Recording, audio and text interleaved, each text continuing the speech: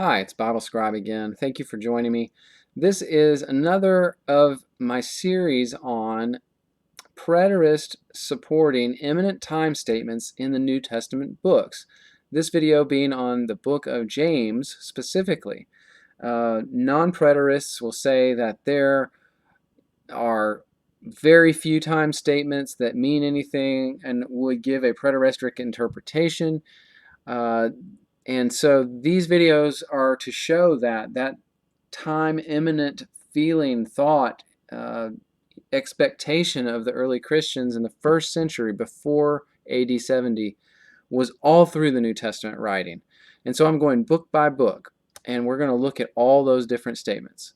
So let's get into the book of James here. And here is the slide deck, James' imminent time statements, support for the preterist position. So first in chapter 1, verses 2 through 4, it says, "My brethren, count it all joy when ye fall into diverse temptations, knowing this, that the trying of your faith worketh patience. But let patience have her perfect work, that ye may be perfect and entire, wanting nothing." Now at first this doesn't seem like a time statement or a preteristic statement. However, what we realize is that at first point, patience was a directive given by Christ and the apostles throughout the entire New Testament, and including in the prophecies in Revelation. So this reinforcement of patience for these people at this time in about 60 AD is super significant. That second point, patience throughout the tribulation, was an expectation of the first century Christians. Paul warned the early Christians about this, and now here James is talking about the need for patience during the time they are in and the upcoming tribulation that is going to occur. And from the preteristic perspective, that tribulation occurred in AD 67 through 70 during the siege of Jerusalem. It actually lasted that long of a time while the Roman armies were around surrounding the city and sieging it, laying siege, meaning they wouldn't let anyone in or out. So Revelation also mentions this patience of the saints many times, actually. In Revelation 14:12 it says, "Here is the patience of the saints. Here are they that keep the commandments of God and the faith of Jesus." And so it's talking about the saints during the tribulation period, which was in the first century, and that was what was called the patience of the saints during that difficult time.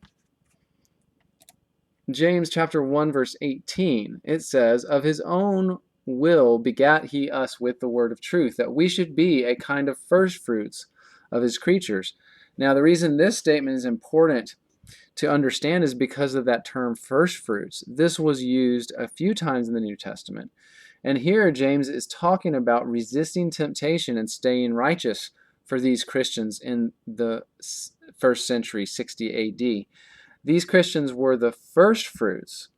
This is directly related to Christ's kingdom, the establishment of his kingdom.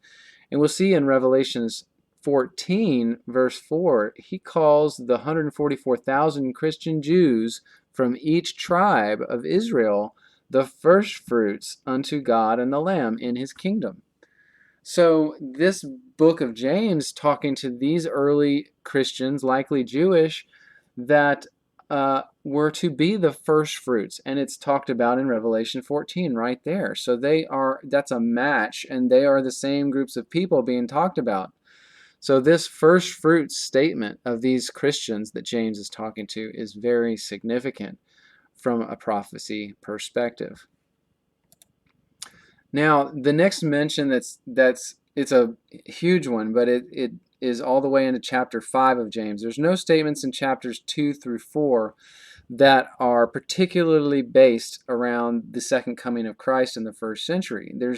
It's a lot about how to live, how to stay righteous, stay away from temptation. But these verses in chapter 5 are very important and very preteristic.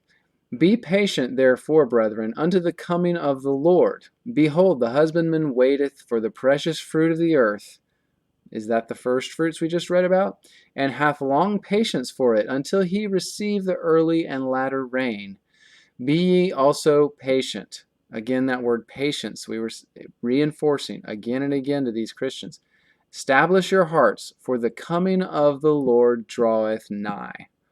There's a time statement for you. Patience, again mentioned as it is in Revelations and the other New Testament books about these tribulation saints, these Christians of the first century that were going to have to stay patient, stay true to God and Christ during a difficult time.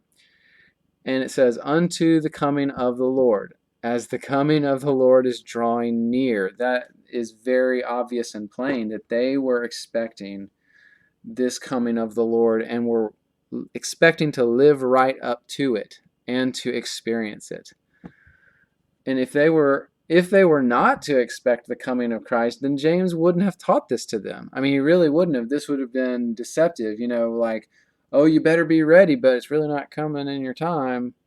I mean, that would have been ridiculous. And neither James nor Paul nor Christ ever taught that way. It's very plainly taught and expected of them that they would experience these things in their generation, in their lifetime.